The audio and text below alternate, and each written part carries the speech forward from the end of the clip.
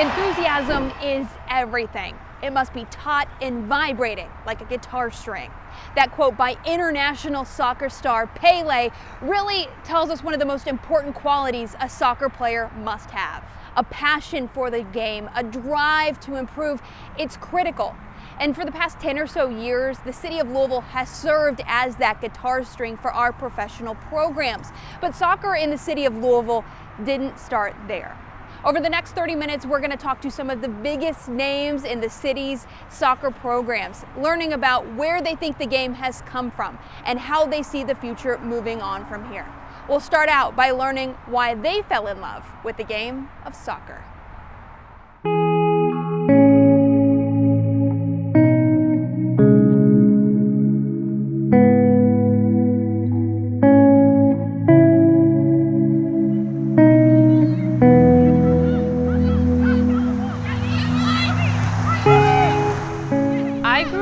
Watching my dad play.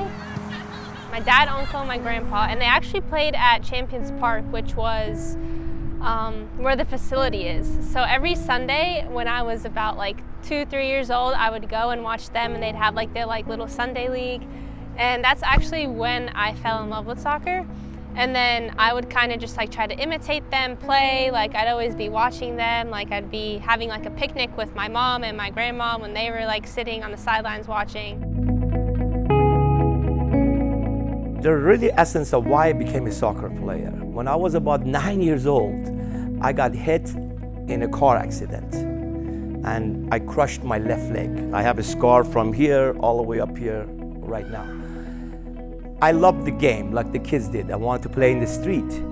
But when my leg was broken for about 18 months, we didn't have the means to correct it, I became short feet. My leg became short.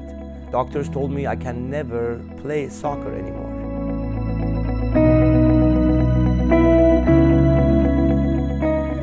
It was just a situation that I decided, I guess, as a 10-year-old, that I'm gonna do whatever I can to be a soccer player. As a young boy, obviously growing up in Ireland, it was, I have 3 younger brothers, so it was, all we did was play soccer. So literally from as far back as I can remember, we played soccer literally every day. It was, even when we'd finish school, your bag went down, you went out and you played soccer. So it's something I've loved doing all my life. I used to Irish step dance, so my mom had the 3 of us daughters in Irish step dancing, and I remember soccer being played alongside of one of the feshes I was at and wanted to go do that instead of dance. So she put us in soccer and it was love at first sight.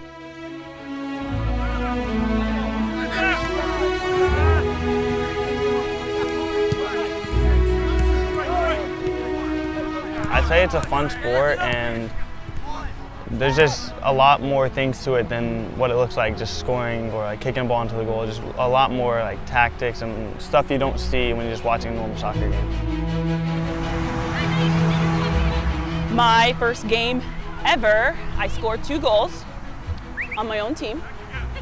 So I ran the wrong way and scored on the wrong goal, celebrated twice, but you gotta start somewhere, builds character. And everyone kept telling me, Jessica, the other way, and I'm like, no way. And I'm on a full sprint at my own goalkeeper, because that's what we trained, at training. So I'm thinking we're training on our goalkeeper, we're shooting this way, we're scoring this way. That's the way I'm going. That was my thought as a little girl, There wasn't one specific moment or anything like that. It was more just the ability to be around good people and compete, and I was pretty fast, so that helped with regard to the sport.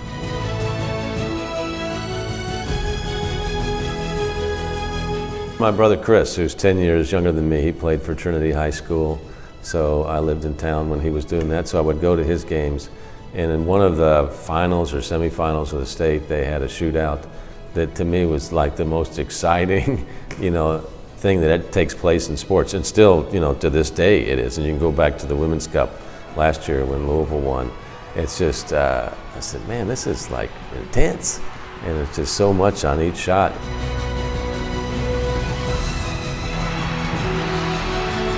First time I went to anything to do with soccer, my oldest daughter was dating a young man from St. X who played soccer. And to tell you how far back ago that was, they were freshmen or sophomores in high school, and he was playing against his best friend, who's John Michael Hayden. So this goes way back, and this turned into one of those thrilling 1-0 overtime victories. And I was sitting there going, oh my gosh, we've sat here this whole time and they've scored once. This is the stupidest thing ever. And you know, that typical reaction that most people have. And then when the whole U of L naming on the stadium there came to light, I decided, well, at least better learn something about the sport. It's a poetic chess match on the field once you get it. And you end up watching the players who don't have the ball more than you watch the players who have the ball.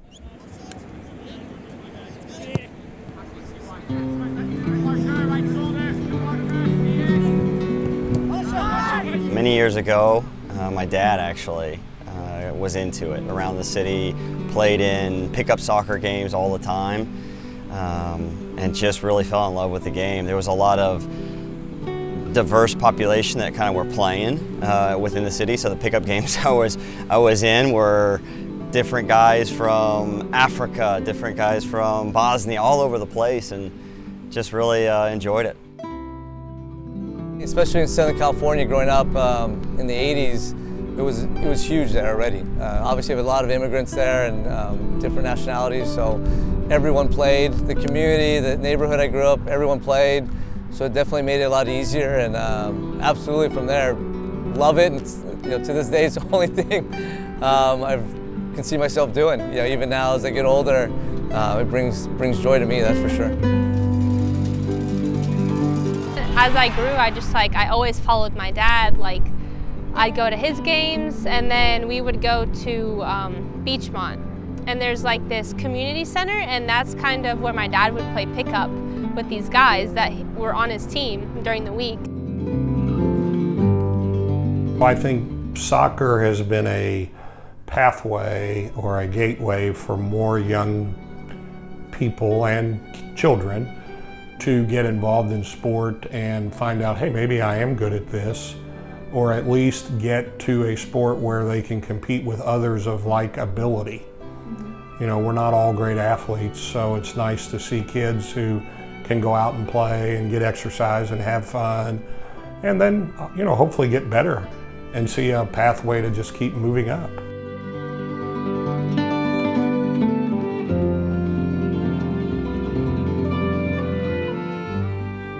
Soccer basically became everybody's sport who couldn't do the other ones. And there were a lot of people like that. And it's a cheap sport. To be honest, it's very cheap. All you need is a bunch of kids in the backyard with flat ground and a ball, and that's it. You don't need to have a lot of equipments that other sport requires or facilities. All you need is a park, which we have quite a few of.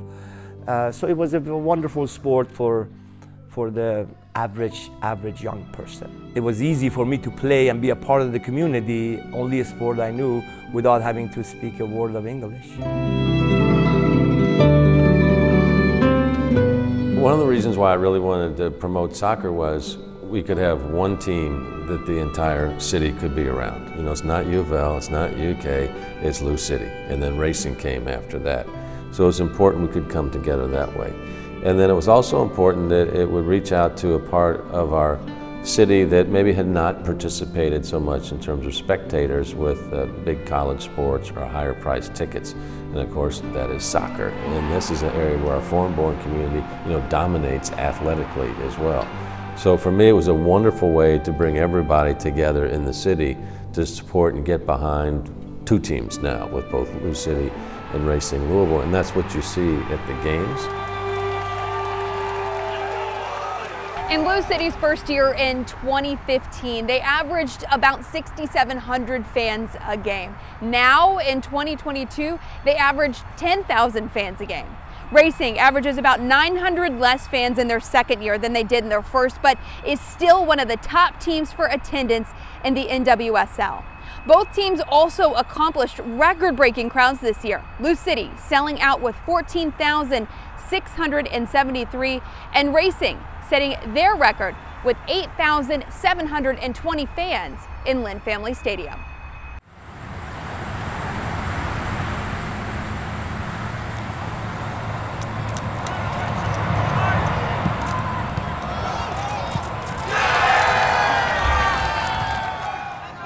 Professional sports are really important to a city, and professional soccer obviously is right at the front of that line.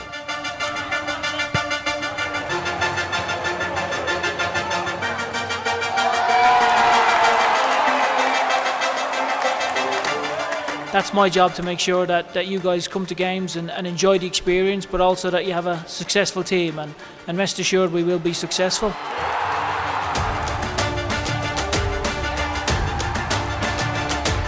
I think when we first arrived here, it was 2014, there was definitely a lot of enthusiasm, there was definitely a lot of excitement around the soccer team.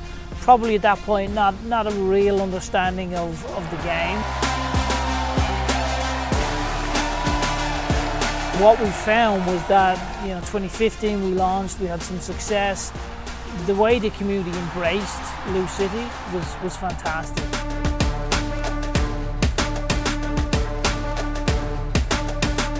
The early games, of course, they started off with good attendance, and our supporter groups were fantastic. They embraced me as well. I really appreciated that. I played drums at most of the games and had a big time doing that. And it's just a way to create excitement.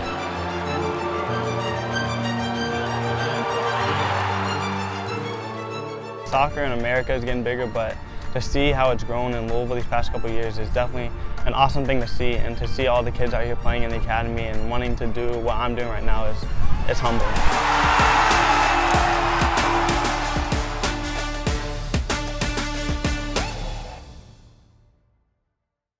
It gives me great pleasure to formally announce that in the spring of 2021, the National Women's Soccer League comes to Louisville, Kentucky.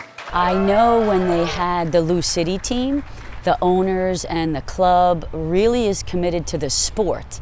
So for sure, somebody was really thoughtful and did a good job investigating the future and the promise that women's soccer has, and bringing the racing Louisville team here has been amazing.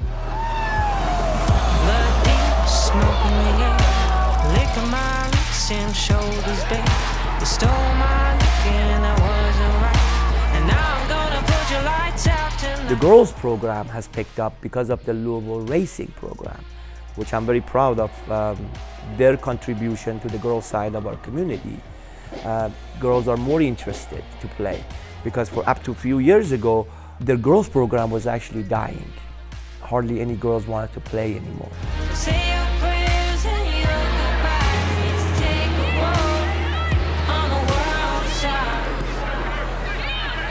I think it's just inspiring because it's very doable.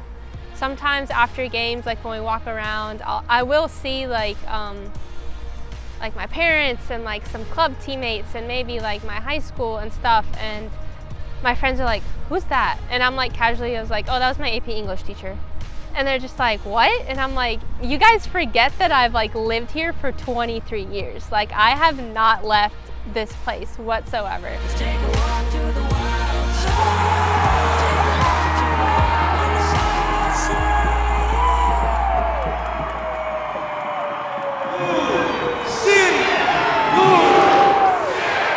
I just saw that Jack Harlow has a seat here in our own stadium, which is pretty freaking cool. I had no clue until about a week ago.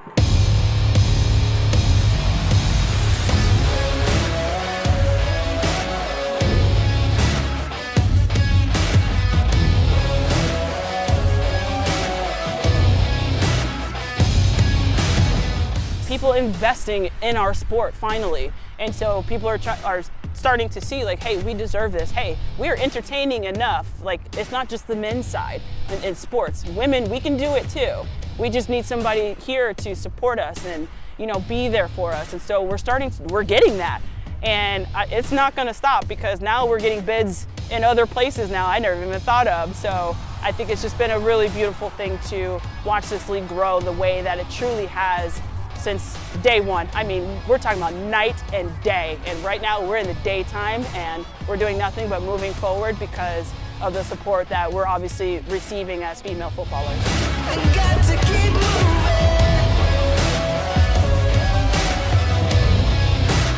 Gotta keep moving. Man, the climb is it's mean when you swimming upstream. I know it's hard to believe when you carry broken dreams. We've had a lot of successful, early on, a lot of young boys who've left Louisville and pursued MLS and have done well, but they've had to leave. And I think one thing that's unique is now that kids can stay and pursue their dreams, and that's always been a goal of mine when I came back is, hey, let's give the local kids the opportunity to pursue their dreams. Whether they make it or not, it's irrelevant. The more interesting thing, what we should be doing, what we are doing, is allowing kids to dream.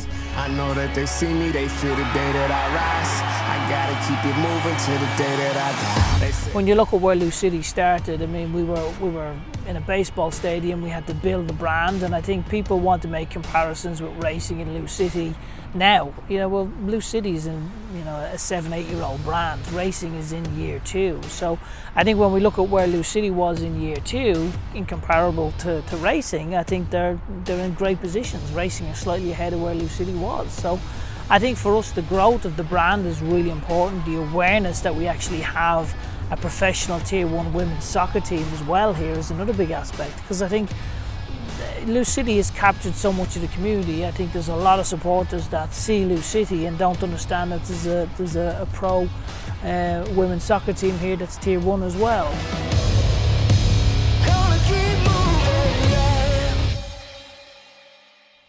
Professional soccer has only been in the city of Louisville for 7 years. And already in that time, we've seen this brand new, beautiful stadium, international tournaments, teams from all over the world. We've also had championship trophies for both Lou City and racing.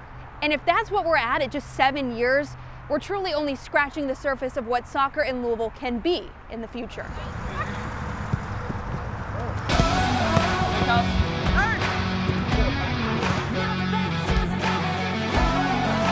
I don't know that I care that we have to prove to anyone else we can sustain. That's almost a little too egotistical for me. It's, does it work? Is it good for us? Is it good for the community? Is it good for the state? And does it build us on 2 or 3-fold? In other words, if you're doing something, it's got to be an economic driver. It's got to be good for the community.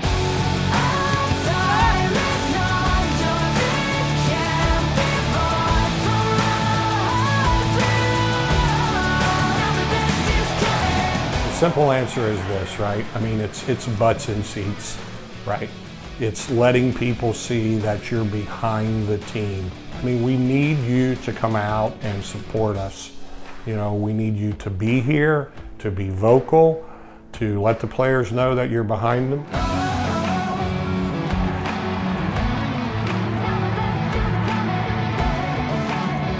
For me, people that come to experience a game, they want to come back. Right? And it's getting people to come to their first one and then being hooked. And then the game has to go well, meaning it's got to be entertaining, right? Things like that. For me, I'm going to go to the racing game with my wife and my son, not because I have to, but because I enjoy it, And I think the more that people get to experience it, I think you'll get more of what you were talking about.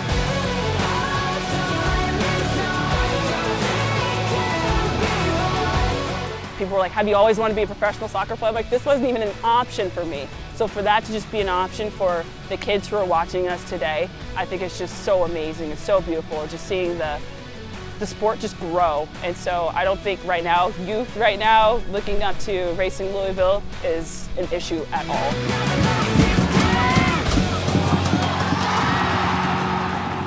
COVID, I think, hurt us, if I'm very honest with you. I think the inability to kind of get people into the stands. And then now it's, hey, there's more ability to kind of watch it on TV. I mean, that's just the reality. So for our players, when they hop on this field, there's an excitement when there's people in the crowd. COVID, I think it shifted some things. I'd love to get back to that, where there's tons of people in the stands, families, things like that, and just really supporting us. 2 yellow, 2 new yellow, let's go. The best way I think families can do is to put their young daughters into the sport.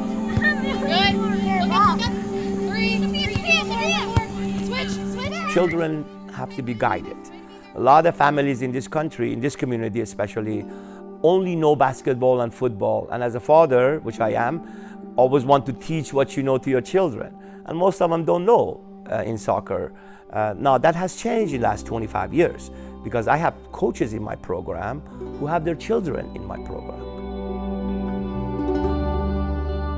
So we're in the second generation of soccer as far as my program is showing.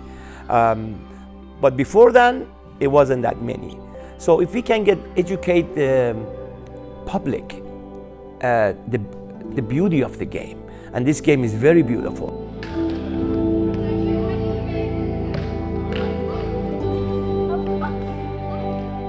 For information on how to join a soccer league, no matter what your age is, you can find this story on our website.